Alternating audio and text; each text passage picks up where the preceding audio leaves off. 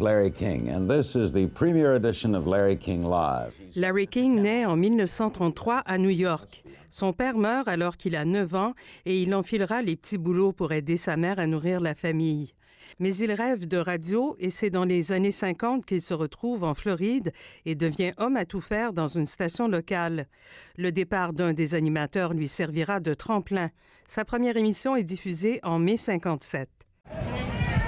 Dans les années 60, c'est au tour de la télé de lui faire de l'œil.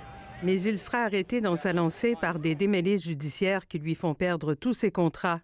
Un ex-collègue l'accuse de vol qualifié. Il est finalement innocenté quelques mois plus tard.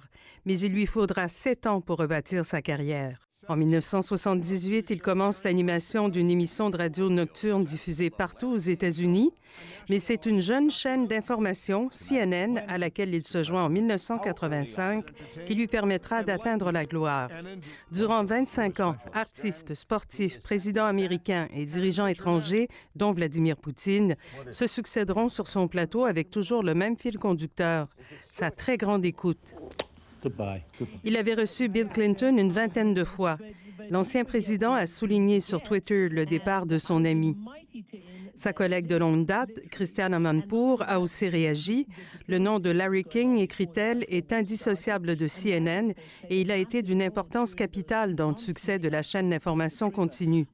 Il avait contracté la COVID fin 2020 et était depuis ce temps hospitalisé à Los Angeles. To you, my audience, thank you.